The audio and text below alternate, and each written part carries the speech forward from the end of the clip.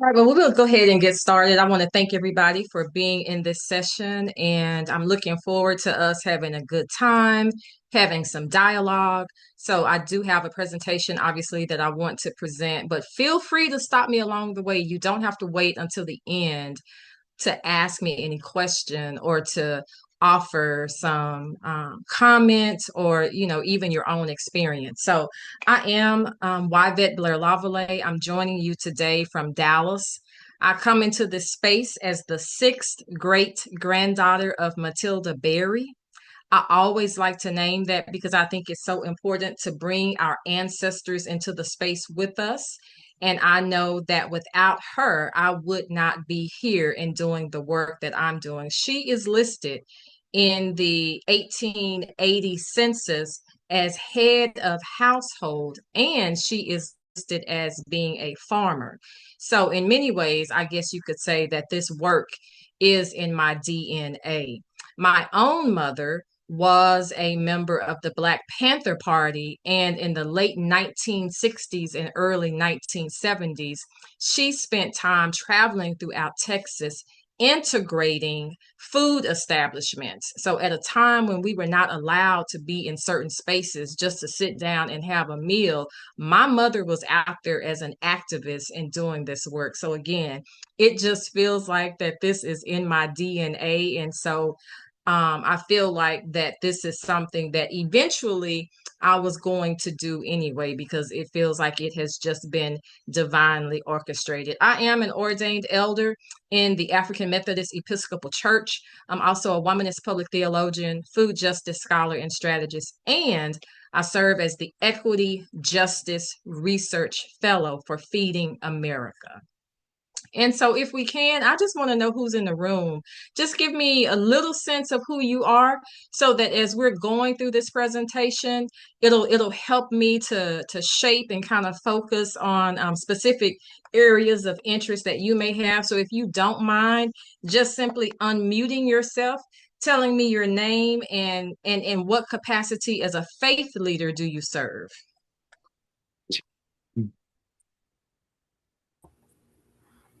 Hi, I'm Ashley Blair.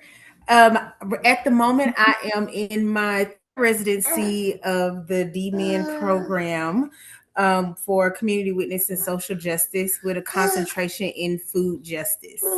It's good to see you, Ashley. Thank You you. too.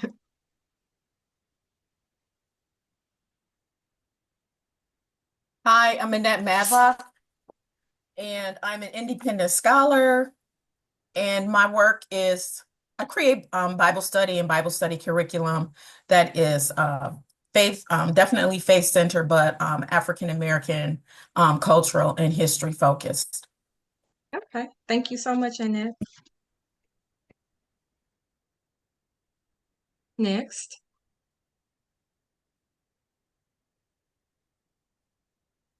Hi, I'm Brenda Carpton. I'm a third year seminary student working on my Master of Divinity.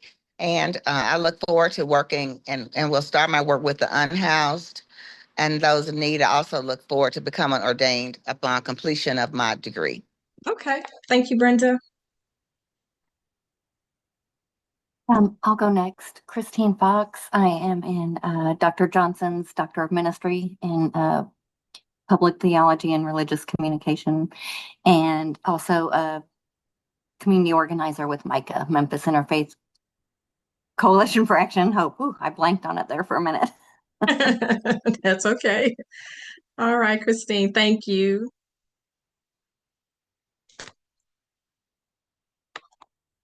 Anybody else? Anybody else want to introduce themselves? Hello, Doctor. It's Jack Payne, a recent graduate of the final class at Memphis Theological Seminary, currently a third year residence with Dr. Johnson, also for the public theology and religious communication. Okay, wonderful. Thank you.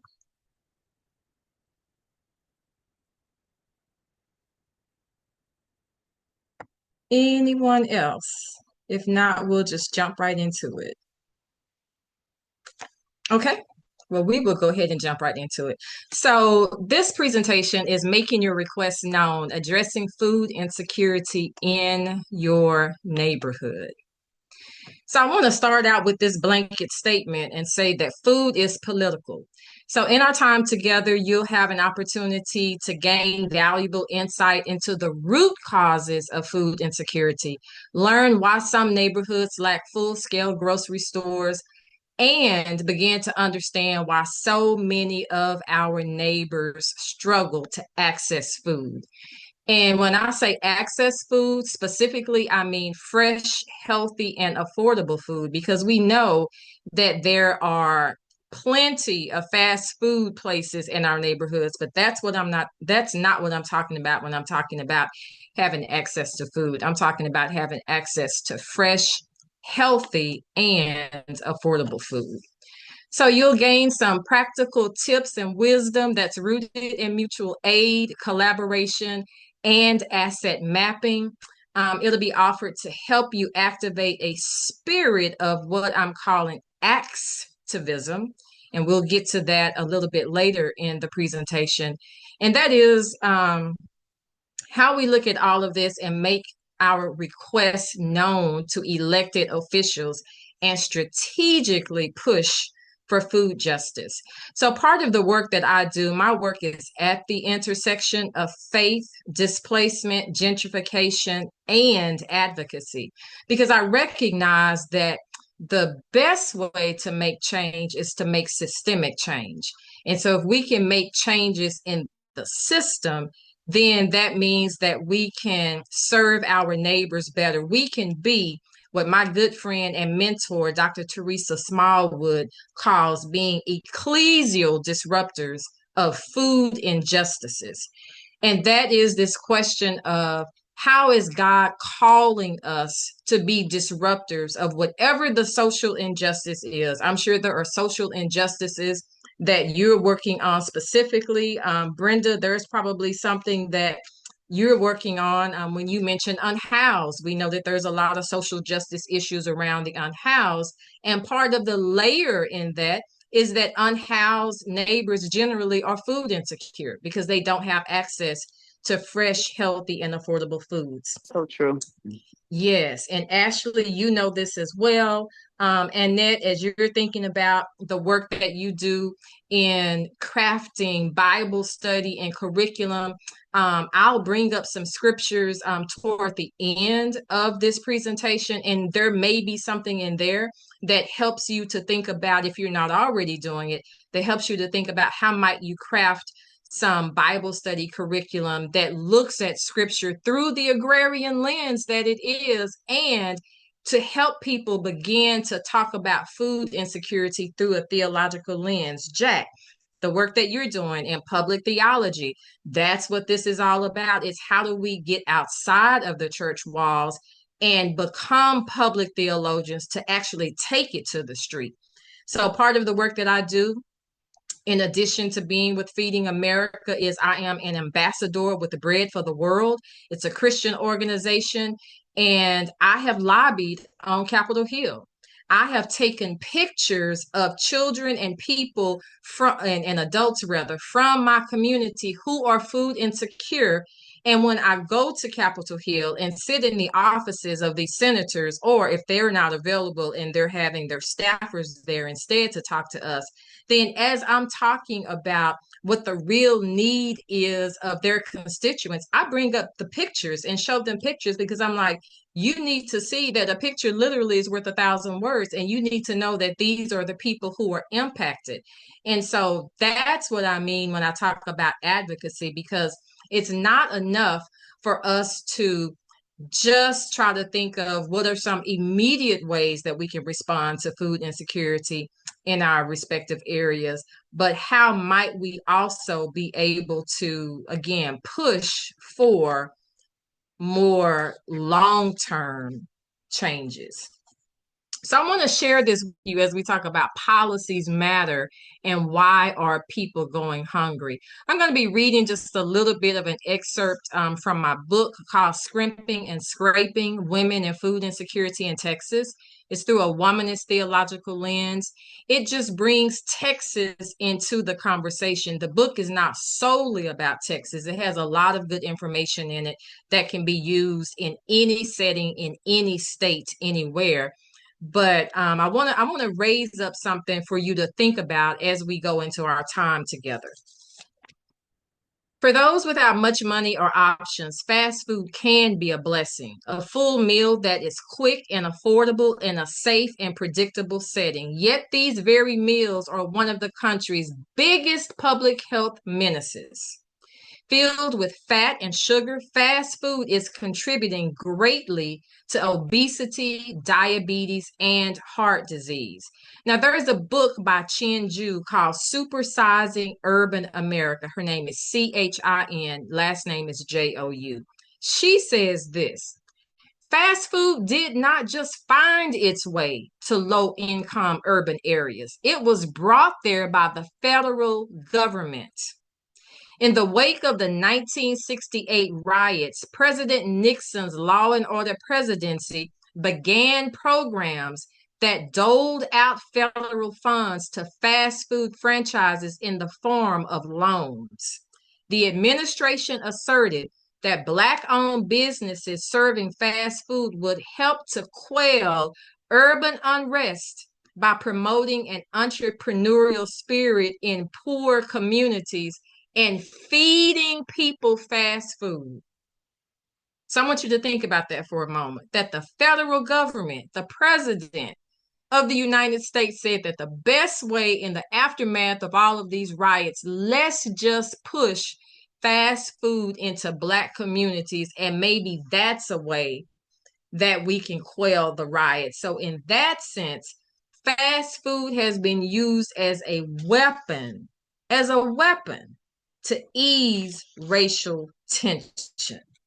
So with that, I want to then look at this particular statement. So the person that you see here on the screen is Earl Butz. He's the former U.S. Secretary of Agriculture from 1972 to 1976, serving under the Nixon and Ford administrations. And he made this statement. He said food is political, that it is a bargaining chip in America's tool bag. So imagine that you've got somebody serving in the U.S. government that says that food is political. Once that statement goes out there, that means that the decisions that are made around who has access to healthy food, who doesn't have access, who has access to grocery stores versus just corner stores or convenience stores, is all wrapped up in this sense of food being political. Food is sometimes red, food is sometimes blue, food is sometimes purple. So when we think about the political party affiliations, you may recall that in the 1930s, there was this term redlining, where loans and other not loans, banks and other financial institutions would literally take a map of a neighborhood, of a community, and draw a red line around the specific neighborhoods where Black people live, and decided that these were zip codes and these were communities where they were not going to provide financial assistance. They were not going to give loans for Black people to be able to purchase their home and have a piece of the American dream. That same redlining is what happens when you look at areas that don't have full-scale grocery stores in their communities. So redlining shows up in our foodways system, because right now, if you were to take some of those same maps from the 1930s and 40s and 50s and look at the places where there need to be full-scale grocery stores, and maybe it's just a corner store, a convenience store, or one of those small food marts, but there is no full-scale grocery store that has a deli, a pharmacy, that has a higher volume of groceries, then you'll see that it matches what the community map looked like in terms of redlining. So as we talk about what are some ways as people of faith that we might be able to respond to the food injustices that are happening in our respective communities, how might God be calling us again to be ecclesial disruptors of these injustices that are happening? What are some ways that we can work together and collaboratively? And how might we be able to think back to historically what we have always done? And that is take care of ourselves, take care of our own, because we know that when we look historically, there's never been a time when our needs have been centered in a way that says we want to make sure, or that the government or our leaders want to make sure that majority Black, brown, and indigenous people have everything that they need. We know that it's always been the opposite. It's curious to me that even when we think back all the way to 1619, that one of the first cruelest acts that we saw in enslavement is that there were 20 and odd, quote, Negroes who were traded for food. So literally, we were used as currency because European colonizers didn't have enough food when they got over here. They were starving. They didn't know how to tend to the land and be good stewards of the land. They already were beginning to uproot our Native American sisters and brothers from the land that was rightfully theirs. And so because they were starving, they said, let's trade these 20 and odd Negroes that we have and trade them for food. So literally, we were used as currency in order for somebody else to be able to have food. And so that's what I mean when I talk about the systemic injustice that's happening. And there is a phrase that's called food apartheid that comes directly from a Black woman named Karen Washington in upstate New York, who says that calling something a food desert would suggest that suddenly an area dried up, and that if there's a food desert here, there must be a food oasis somewhere else. And she said that we have to look at the systemic injustices that are happening, look at the structural racism that's a part of this. And so we know that this country is obviously has a history of structural racism. And so we still see that happening now.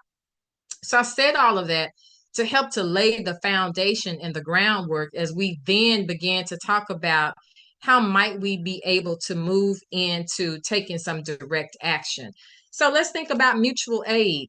Anybody want to, and I can try and look at the chat, but anybody want to unmute and say any thoughts that you have about mutual aid in the Black church? Any ways that you've seen mutual aid happening, maybe even now or just historically? And again, don't feel like you have to unmute and say something, but if you want to, feel free to unmute. Okay. Oh, yes, go ahead. I've seen where some churches serve as like health clinics. Yes. They'll do what they can do because there might be nurses or other medical professionals as part of the congregation. So they are actually led to like start that type of ministry. So not just talking about chronic diseases, but providing space for intervention and wellness checks and things that they could do within. And then I don't want to call anybody out, but because it's illegal, but sometimes they will be a place that shares medication because it's still good. That's right. That's right. Yep. Yes. Thank you so much, Dr. Annette, for sharing that. You're absolutely right. And we know that that's a big part of the Black church. And like you said, that being a ministry. And you see that now because recognizing that a lot of times our people don't have access to the type of healthcare and medication that we need. And so it is pooling together those resources and saying who's in need of specific things and how might we be able to respond. And that becomes a way of being an ecclesial disruptor of that particular injustice. And so mutual aid then, during the Reconstruction era, African Americans established thousands of mutual aid groups, including burial societies, debating clubs, drama societies, and trade associations. These organizations represented direct action, allowing communities to collectively improve their lives. And then there's the Free African Society, established in Philadelphia in 1787 by Richard Allen and Absalom Jones, who are, of course, are the founders of the African Methodist Episcopal Church. They provided a model for self-reliance, offering emergency assistance, burial services, and care for the sick. And again, that goes to what Dr. Annette was just saying, while fostering community solidarity and empowerment. This direct action then is acts-tivism. Acts-tivism, acts-tivism. And it's what we see in the early church in Acts 2, when everyone came together and shared what they had with others who were in need. So looking at your immediate surroundings, looking at your community, and people having conversation and saying, I have been struggling for the last few weeks and don't really have access to food. Maybe I've only been having one meal a day. Maybe as a parent, I've been going without a meal every other day to ensure that my children have something to eat, because I want to make sure that they are eating and I'll struggle and go without. So if you're having conversation with people in your community and you are letting your requests being made known to others who can be trusted with that information, then for the people who do have something, then there is this real sense of, how might I be able to share what it is that I have? So activism, one of the things when I was writing this book, and this comes immediately after I finished my DMin at Memphis Theological. So I finished in 2022. And again, because my focus is faith at the intersection of advocacy, public policy, and again, gentrification and displacement of Black and Brown and Indigenous peoples, then I was looking at scripture and thinking about this sense of advocacy, being an activist, and also looking at Acts 2. And so coining this term, acts-tivism, is the policy or action of using various campaigning methods to bring about political or social change, and it has its footprint in the church. And so through organizing and mobilizing and advocacy and developing social action plans, the Black church has historically marshaled community members to take action that results in meaningful systemic change. Anybody remember the civil rights movement? Whether you were alive or not, surely you've, obviously read about it, have been a beneficiary of some of the things that happened, the systemic change that needed to happen. Of course, now all these years later, we see that the voting rights, which was a big part of it, the Voting Rights Act, we see that it's being gutted. I said all of that to say that was a spirit of activism. That was the Black church and allies coming together and saying, it's not enough to just pray. It's not enough to just hope and wish that things are going to change, but how might we be able to take it to the streets? How might we be able to affect change when it comes to having conversation with our elected officials and drafting a plan and saying, here is what we need. Here is the particular change that we're seeing, not just in one community, because the same struggles that we're having in Dallas are the same struggles that are happening in Memphis, Nashville, Chicago. If you look across the nation, the same struggles are happening when it comes to food insecurity. There are some 50 million people right now who do not know where their next meal is coming from. I like to say to people that there's a difference between being hungry and there's a difference between being food insecure. It's almost 2 o'clock. If you haven't eaten yet today, you might be hungry right now, but you know that when you get up from this particular conference, that it's likely you can either go to your refrigerator and get something to eat, or you have the means and the access to be able to go and purchase something. That's hungry. Food insecurity is a household economic condition that says we don't really make enough money to be able to always know where and how we are going to be able to access food. There may be some months that we know that through stretching our budget and having more month left at the end of our money, that we might be able to get enough groceries.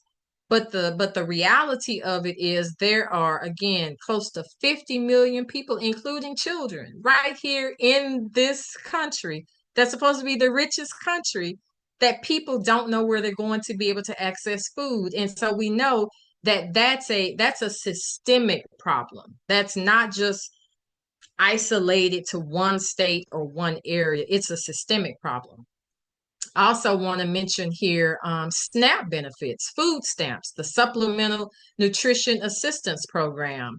A lot of times when we talk about food insecurity, people have certain opinions when they see people using their electronic benefit transfer card. Here in Texas, we call it the Lone Star card.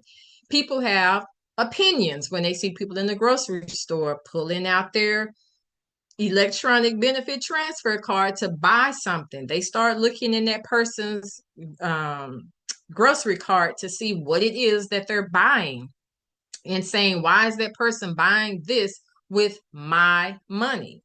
Or people think that people who are using these benefits are just lazy, when the truth is the majority of the people who are on food stamps or who are on SNAP benefits are people who are unfortunately low wage earners, because what we see is that, again, policy that won't increase minimum wage. Minimum wage in Texas is still $7.50 an hour. And so a lot of people who are on SNAP benefits are just barely making it. They literally are scrimping and scraping to survive. My oldest sister lives in Houston, Texas. She is 65, about to turn 66 next month.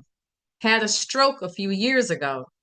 So it limits her mobility. She's not able to drive. She has to rely on somebody else to come and pick her up, or she has to rely, if she can use public transportation. Now, her doctor has some really instructions about her not using public transportation because of her mobility issues. But she gets SNAP benefits. She gets $24 a month. $24 a month is what she gets for her SNAP benefits. And I've said to her, when she first told me that, I was like, sis, I misheard you. Like the phone must have cut out, because I missed the 224 that you said, or the 324. And she was like, no, I get $24 a month. That's a policy somewhere that somebody as an elected official has determined at the federal level that says, here's the minimum that you can get. And for her, she gets the minimum. That's all she gets. So what is she supposed to do with $24 a month? And so there are some people, some families, it could be a family of 5, that may only be getting $300 or $400 a month. I don't know about you, but if you've seen the price of groceries, there's not much you can do with $300 or $400 for a family of 5 or 6. And certainly there's not much you can do with $24. So as we're thinking then and talking about activism, I want to move into this next part and share some things with you here. So before we move into talking about advocacy, I do want to say that there are some other responses to food insecurity, maybe some more immediate things. when I served as the pastor of First Christian Methodist Church here in the Dallas area, we resurrected our community garden. Now, that garden had been dormant for probably about 5 or 6 years prior to me coming there. But during the pandemic, we saw it as a way to be able to respond to food insecurity that was happening in the 75237 zip code. The last big box retailer in our community was Walmart. It had been here as an anchor for 30 years. And then they just up and decided in giving their employees a 2 weeks notice and the community a 2 weeks notice that they were going to be shutting down Walmart. And there was no grocery store in our area because the last one left about at that time, probably around 2005 or so. So we're talking about 2005 was the last actual grocery store that we had separate from a Walmart. And then the Walmart shut down right before the pandemic hit. So in 2018 or 2019. And that's when I heard my city council members say that we're now in a declared food desert. It didn't make sense to me because it's a middle income community. Development was still happening. Businesses were still coming. New housing was still going up. Why did we not have a grocery store? So as a faith leader, my church also was right there in the community.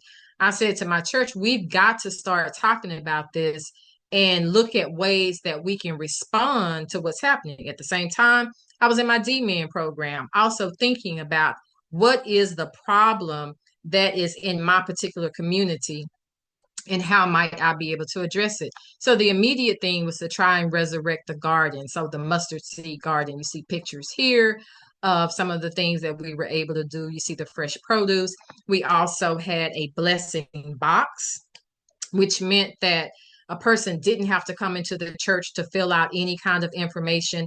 They could have access to canned goods and boxed goods, which is okay, but it meant that they didn't have access to anything fresh. But we also wanted it to be a sense of choice because we wanted people to still be able to have dignity and to not just get a box of food that they could not eat with items that they did not want, but to be able to pick and choose for themselves. And then, as you see in the lower left-hand corner, well, these are not raised beds, they're raised now. But we had these garden plots available $75 for the year for anybody in the community who wanted to come and like basically tend to that particular plot and steward that particular one. And we just asked them that they would tithe back a little bit of it so that we could then turn around and provide it for the elderly in our community as well as provide it to the school children at the church, at the school that's immediately behind the church. So there were some responses that we were able to do, but we wanted to think more long term of what might we be able to do. So I want to jump into this part and then talk about the Redbird Community Faith-Based Food Policy Council. But let me pause here and see if there's anything anybody has a question about so far or a comment on, because again, I don't want us to have to wait until the Q&A time. Okay, so as faith leaders, I had a conversation with my congregation and also thinking about the work that I was doing in the D-Man program and getting some direction there. What's a way that we could respond so that we could address the root cause of food insecurity? And again, we know that food insecurity is a household economic condition. And so if people aren't making enough money, that's a systemic problem. If people are getting $24 a month in supplemental nutrition assistance program benefits, that's a policy. That's a systemic because it's system wide. That's a systemic problem. So how might we be able to respond to it? So what we did is we got together, talked about it, and we decided that we needed to create our own food policy council. That was a way for us to take it to the streets. That was a way for us to address food insecurity in our area and then to be able to start having conversation with elected officials. So that became a starting point for us. The mission of it was to draft and drive policy toward eradicating food insecurity and food deserts in the 75232 and 75237 zip codes of Dallas. The Redbird Community Food Policy Council aims to ensure that elected officials with the City of Dallas and Dallas County will work collaboratively with neighbors in the Redbird community to bring 2 full-scale national chain grocery stores and or supermarkets that offer fresh, healthy, affordable food that is culturally specific and diet specific. That became a way for us to make our requests known. After we sat down, had conversation, talked about what needed to come to this area, recognizing that there are about 10,000 people in these in these 2 zip codes combined, then we knew that 1 store wasn't sufficient enough. We needed 2 stores in the area. And so you don't know until you write things down, and you don't know until you make your request known what's going to happen. The vision was to promote an equitable, healthy, and sustainable foodway system in the Redbird community that centers the immediate food security needs of the predominantly Black, Latinx, and Indigenous residents, and ensure that all residents have access to fresh, healthy, affordable food.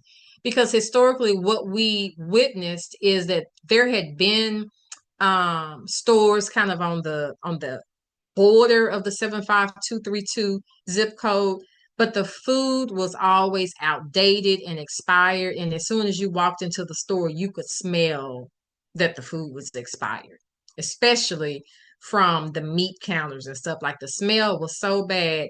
And it's like, why would the city think that it's okay to have a grocery store where this is what people are going to?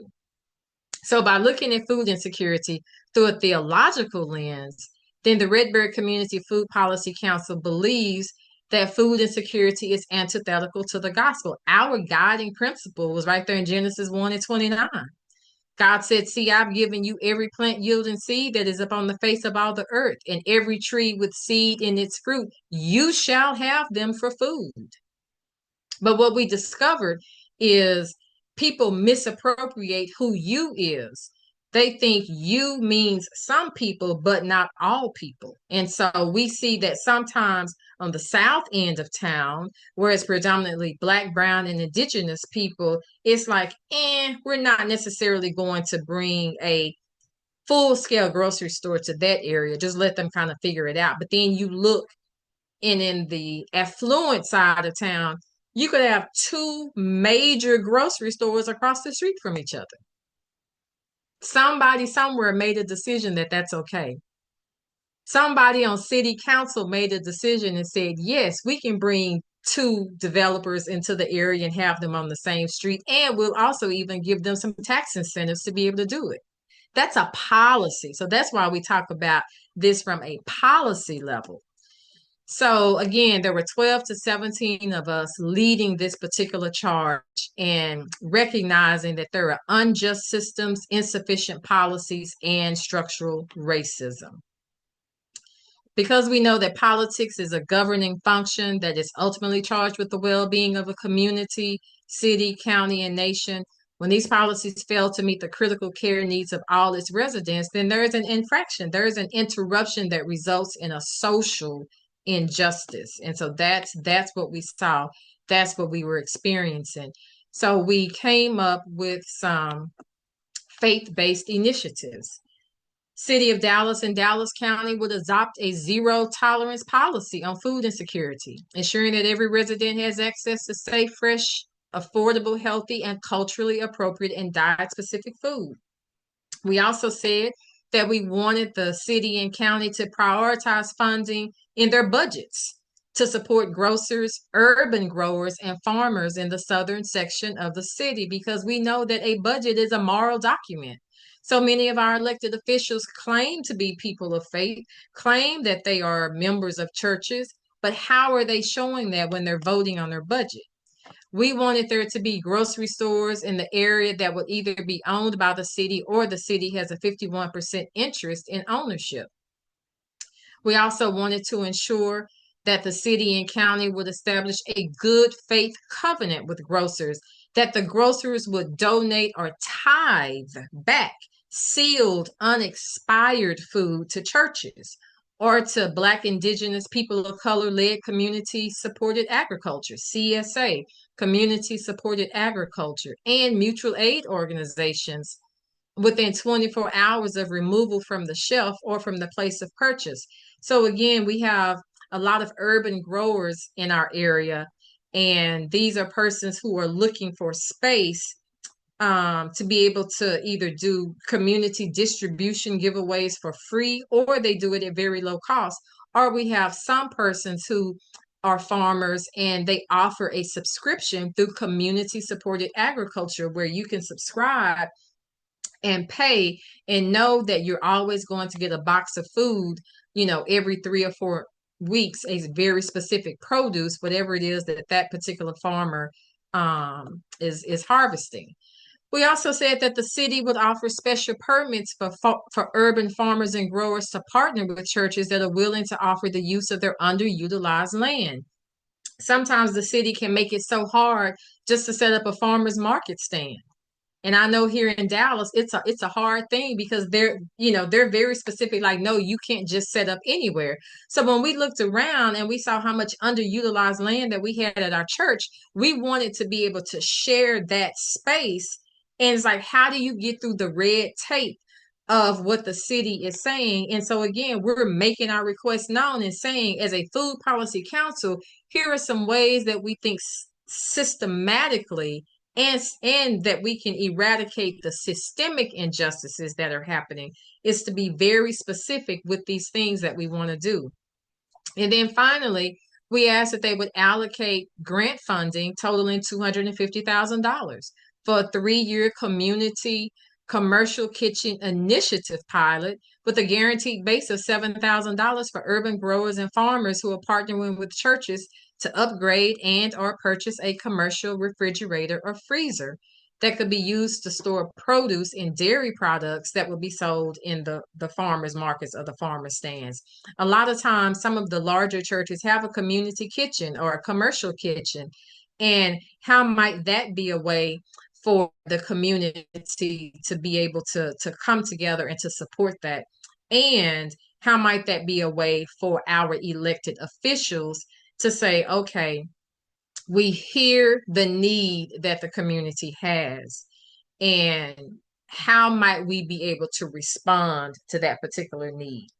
So what ended up happening for us is that I had a conversation with the developer who was doing all this major development at one of our older malls, and he was updating it. And I said to him, if you look around this community, there is no grocery store. What's your plan there? And he said to me, well, Yvette, we've been having a really hard time trying to get a grocer to come to this area. And I asked him why. And he said, because the grocer developer said that Black people steal. And I said, other people do too. I said, maybe they just don't get caught. I said, if that's the real concern, then why don't you do what some stores do? And that is hire a security guard to be at the entrance or the exit. That way, if somebody is running out with food, then they can stop that one person, but there's no reason to penalize the entire community.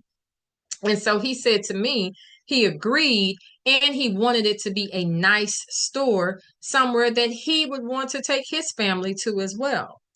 So he said to me, what we need is people to show up at city council when it's time for city council to vote. That's a way to be an advocate. That's what we mean by advocacy. That's what we mean by taking it to the streets.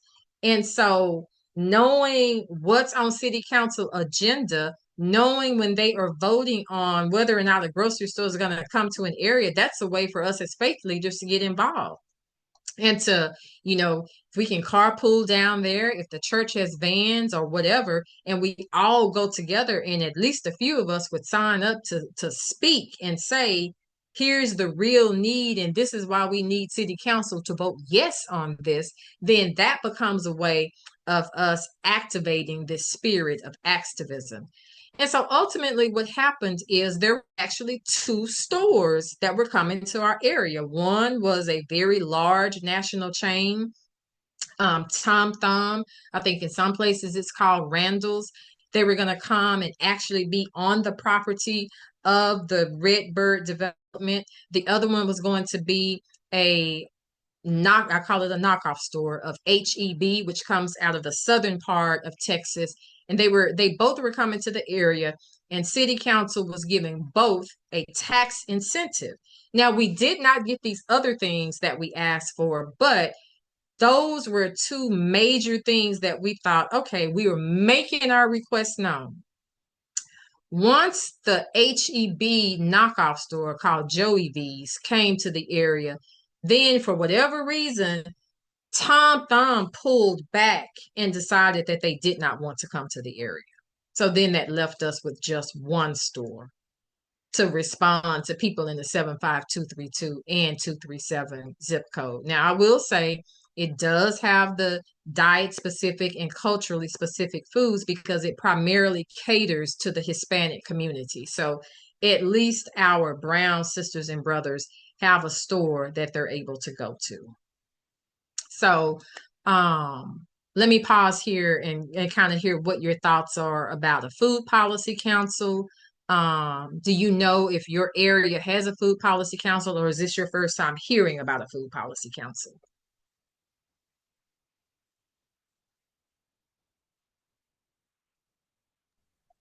My first time hearing about it.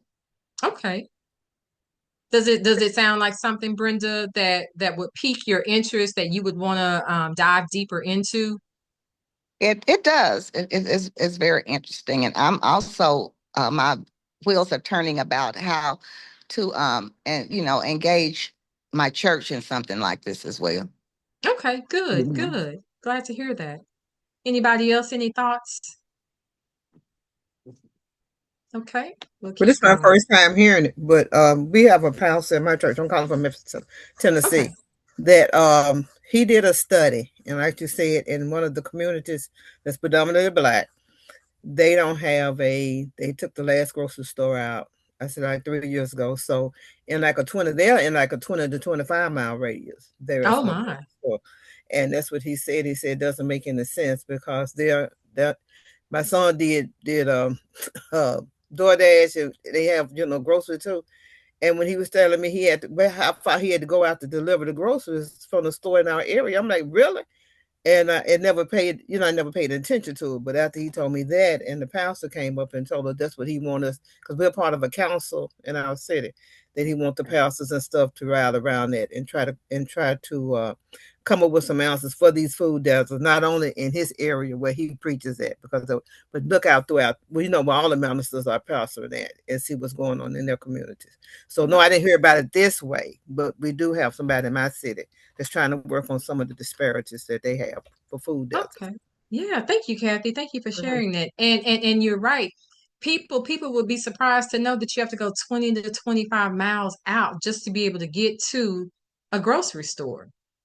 That again makes that area a food desert, because the U.S. Department of Agriculture says that if there's not a store within a 1 to 3 mile radius of the community where you live, then you are in a food desert. If you're in an urban area, if you're in a rural area, if it's 10 miles or more and there's no full-scale grocery store in the area, then you're in a food desert. So now you double that, because you're saying 20 to 25 miles out. And think about the people who don't have transportation. How are they going to get there? And so, like you said, your son doing DoorDash, they're relying on somebody else to be able to do that. Yes. Mm-hmm. Or what we found in the area that our church is located, St. Paul Episcopal Church in Mason, Tennessee, is that they start relying on Dollar General. And Right. the food is sometimes not fresh, and well, most of the time, but Mm-hmm. it's just Mm-hmm. as high fat content, That's just right. not healthy at all. And there's Mm-hmm. not a grocery store within, gosh, probably 20, 30 miles. Yeah. Mm-hmm. Mm-hmm. You're And so the right. people there, and then if you equate that to the health disparities that are going on as well, and it often stems from what we eat and Mm-hmm. what we have That's right. access to. That's right. And is the pronunciation of your name Lavani? It is. Thank you. Okay. Okay, yes, thank you. Thank you for sharing. I'm glad you brought up Dollar General because Dollar General stores are edging out grocery stores in areas because Oh, they're popping up in so many places that a grocery store is saying, well, why would I come to the area? Because there's a dollar store, a Dollar General that's there. And what people don't realize, a Dollar General is not a grocery store. Mhm. It's like a modern day version of the five and dime store, Mhm. and it has just that very small area in the store where you can get like frozen foods, but you can't go in there and get everything that you would need that would be sufficient and healthy for a meal. So thank you. Thank you for sharing that. Just a couple more things here. One of the things I always like to talk about is the U.S. Farm Bill. A lot of times, people are surprised by what's in the Farm Bill. It sets the national policies for nutrition, agriculture, conservation, and forestry. It's where the SNAP benefits show up, is in the U.S. Farm Bill. Broadband internet shows up in the U.S. Farm Bill, particularly for our neighbors who are in rural areas. And so even when you think about how we're able to be on the Zoom call right now, if somebody on the call is in a rural area and you have a strong internet signal, that comes out of allocation of funding from the U.S. Farm Bill. So I like to mention that so that people begin to pay attention to the Farm Bill. It's reauthorized by Congress every 5 years. The last time it was done was in 2018. We were supposed to see the next authorization in 2023. Unfortunately, that did not happen. But earlier this year, we saw a bill, a piece of the farm bill, I should say, that was actually passed. So the last few things here. What are some national organizations that you can look at that have an advocacy focus on food security? Again, Feeding America. Feeding America is the umbrella organization for all of the food banks that you see. So there is an advocacy component in there. Bread for the World is another one. They have what's called offering of letters. They provide templates for you to be able to share with your congregation a letter to write to your elected official at a federal level to talk about the food injustice that's happening in your area and what the change is that you want to see. There's also the National Black Food and Justice Alliance, and then there's also Food Corps. So these are four organizations that I would definitely recommend if this is something that you want to get deeper into and look at what they are doing in terms of advocacy. And so, what can you do as an advocate? Visit the web pages of those organizations. Connect with your local food bank and inquire about their food policy council. See if they have one or see what their advocacy work is, and then commit to an issue that you will fight for. So maybe the issue is, how are you specifically responding to unhoused neighbors? Is the food bank in your area doing something very specific that says, we're responding to the unhoused and here's how we're doing it? We have a group that goes out specifically, maybe in Whitehaven or whatever, or South Haven, whatever that might be. Um, college students. College students are the fastest growing demographic of food insecure people. A lot of times we don't think about that. College students go off to school. We just assume that they are on the 5 or 7 day meal plan, and the truth is, a lot of them aren't. And sometimes they're too embarrassed to tell their family, their church, their friends that they don't have access to food. And so they're relying on the campus food pantry to be able to help meet the need, or going to a friend's dorm room who might have food, or sometimes if there's an off-campus friend who lives in an apartment in the area, they're waiting on them to say, why don't you come over? We're going to get together for pizza, or we're doing Taco Tuesday night or whatever. But college students are the fastest growing demographic of food insecure people. Read and familiarize yourself with the U.S. Farm Bill, and then consider joining or creating a food policy council. And then the last thing is how to be an ecclesial disruptor of food injustice. Connect with the local urban growers in your area and support their work to end food insecurity. So we have a lot of Black farmers and urban growers, and I know some that are in the Memphis area. Also know some that are in the Nashville area. A friend and I did a project responding to food insecurity in Nashville along the Jefferson Street corridor, the 37208 zip code, where you have Fisk University, Meharry Medical, um, Tennessee State, and then you have a lot of the Black churches along that corridor. And so we put together an online digital platform called Everybody Needs Food. And it's a way for people to go to one site and see where you might be able to access either free or low cost, fresh, healthy, and affordable food. Ask people to join and become a member of a community supported agriculture.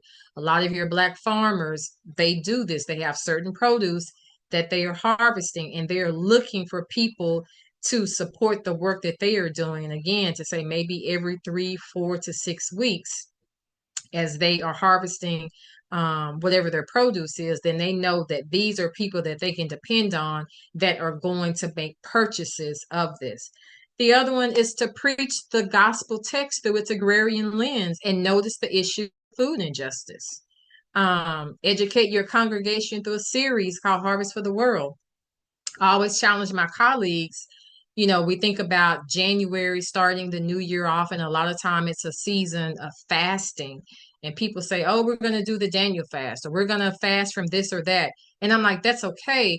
But also remember that there are some people that are already experiencing a hardship. And so you're asking them to give up maybe the only thing that they have access to. So here are some scriptures that I think are helpful to look at. Obviously, Genesis 1:29, we talked about that one, where God says, I've given you every seed bearing fruit, they shall be yours for food. Looking at Leviticus chapter 19, verses 9 through 10, this Levitical law that says that whatever overage of food that you have, leave it at the margins so that those in the community who are without can have access to it. Don't go back through your vineyard a second time to try and reclaim and recover what's there. Leave that for the widows and the orphans and the poor. Same with Deuteronomy 26:12. Also, when we look at 1 Kings 17, verses 7 through 16, the widow at Zarephath. We know that she was ready to die. She only had enough to make that one little cake for herself and her son.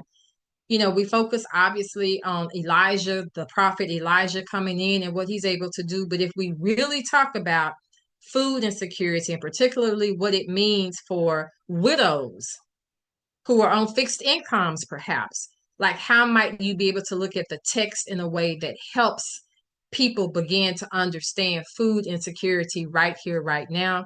1 Kings 21, Naboth's vineyard. Of course, the king wanted Naboth's vineyard and threw a fit when Naboth said no. And then ultimately Naboth was killed so that the king could get that vineyard. That's displacement. That's what we see happening a lot of times when people are evicted or when people are displaced from their homeland. And then Ruth chapter 1, verse 1, the opening, we talk about Ruth and immediately jump into the whole Ruth finding her Boaz. We always forget to tell people Ruth had been married before she was a widow. So it's not like Boaz was going to be the first husband, but it opens with, in the days when the judges ruled, there was a famine in the land. So if we go back and look at the very ending verse in Judges, it said there was no king and everybody did what was right in their own eyes. That became the problem. And so the fact that in the days when the judges ruled, there was a famine in the land, that's a great place to really switch up what we usually talk about from Ruth and to talk about the famine that was happening and why was there a famine. And then finally, Jesus feeding the multitudes. We get excited about the miracle, but we never stop to think, why were the people hungry in the first place? Particularly when one of the passages talks about the people were out there for 3 days without anything to eat, and they were beginning to feel lightheaded. And the disciples were telling Jesus, won't you just go on and send them on home? And Jesus was like, no, like, yes, they need food. You give them something to eat. And so I think, God is saying the same thing to us. And then just quickly here, and then I'll end so that we can have these last 13 minutes or so for any other questions or comments that you have. What resources are in your neighborhood? Knowing what resources are available helps you to then begin to see how might you collectively come together to identify what's missing. So even when Kathy was talking about what her church is doing and talking about her son doing DoorDash and going, 20 to 25 miles out. One of the things that I did with my congregation, I was like, let's travel the way that a bus would go so that we can understand what a person's real lived experience and hardship is, and how much food is a person realistically going to be able to carry as they're on the bus, and how much perishable food are they going to be able to carry. The difference between just jumping in your car and saying, I'm going to go to the store that's 3 miles away. It'll take me maybe 10 or 12 minutes to get there with signal lights. It's going to take you much longer than that on a bus, because the bus is not coming just because you walk outside. The bus is not going to be like, hey, well, I bet here I am, jump on. And then the bus is going to go different places before it gets to that store. And then you get to the store, and then you got to wait for the bus to come back. And then you're realizing, how much literally can I carry realistically? So thinking about those kinds of things, because sometimes, because it's not a person's real lived experience, they need to walk in the shoes of that person. So that's something that I always recommend, is do an actual ethnographic kind of simulation, meaning immerse yourself directly in what that affected person is going to have. I always ask things like, where do you shop for groceries? How far is the grocery store from where you live? Within a 1 mile radius of where you live, count the number of dollar stores, food marts, corner stores, grocery stores. And the reason to do all of this is because if you decide that you're going to engage your elected officials, you want to be able to come back with some data, more than just saying it's your opinion that your area needs a grocery store. But you want to come back and say that within a 1 mile radius, there are 5 fast food restaurants that serve chicken. There is 1 small food mart, and there are 3 Dollar Generals or dollar stores, but no grocery stores. Like, you want to be able to come back with those kinds of facts. How many healthy options are within the 1 mile radius? What social service organizations are in your community that you might be able to partner with? And then knowing when your city council or township council meet, and when was the last time that you went to a city council meeting. The last thing here is Feeding America has what's called Mapping the Meal Gap.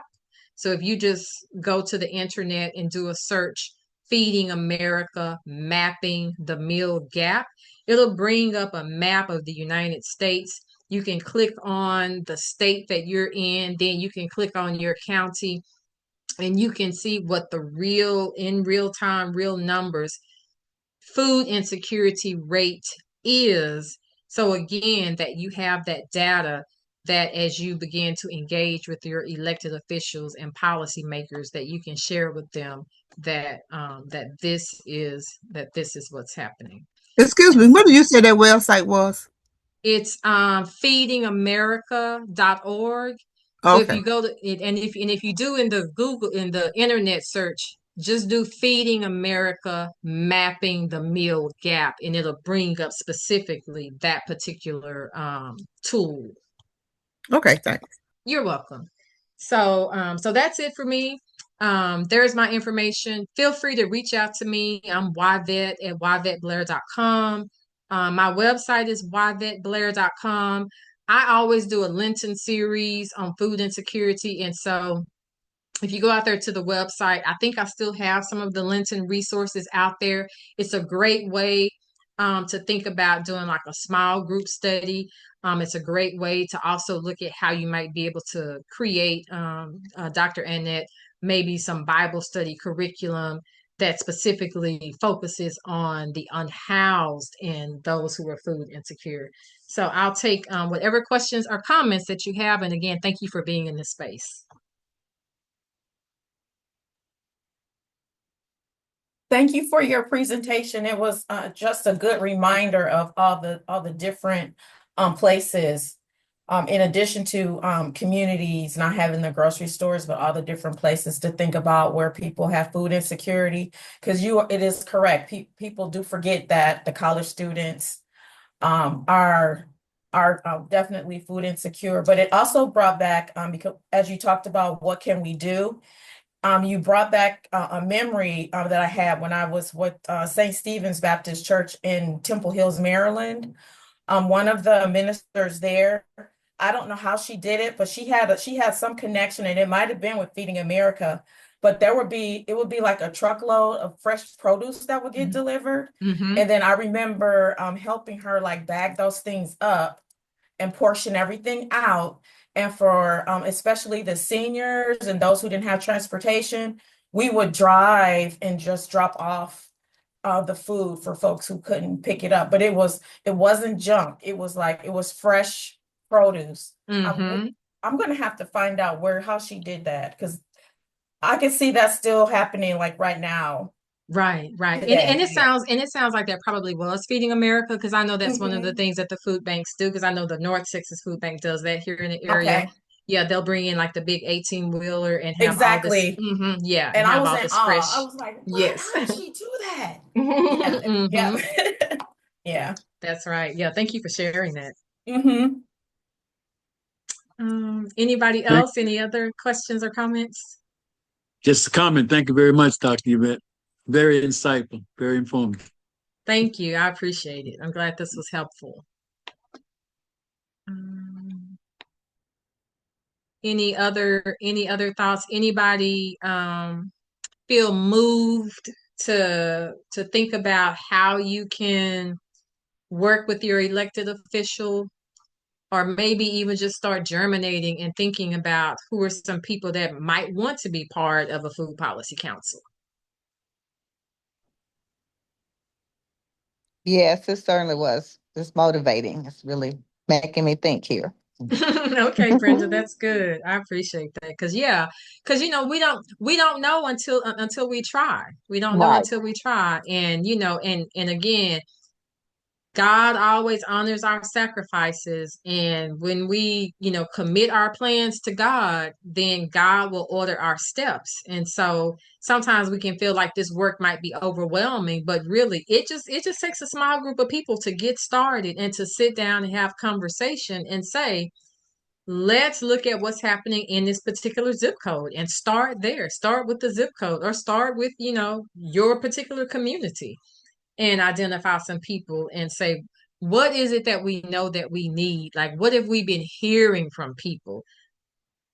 And knowing firsthand what it is that they need. And like I said, doing an actual simulation of driving the route that public transportation would go, to see how long does it take for people who don't have a car and who can't afford DoorDash or Uber to bring something to them. Because that becomes the experiential way to know what it is that people need. Anybody else? Any other thoughts, or anything that I did not cover that you're like, oh, I thought she was going to talk about this, or would have mentioned? Okay. So again, there's my contact information. Feel free, like I said, to reach out to me. And my website has a lot of this information on it, different resources, some things that I've done. And like I said, I've got Lenten resources. I'm pretty sure I still have them out there, but it's a great way to walk through different texts. Because like this particular slide here, the mapping, the in my neighborhood, the food mapping, that's a part of the Lenten resource that I have out there. So that becomes a really good way, even as you're thinking about having conversation now. Obviously, you don't have to wait until next year, until Lenten season, but that becomes a way that you can have something in your hand immediately to look at. Okay. Well, thank you again, everybody. I appreciate you for coming and for being a part of this today. Hope that the information was helpful to you and that you got a lot out of it. So again, thank you. Thank you all so much.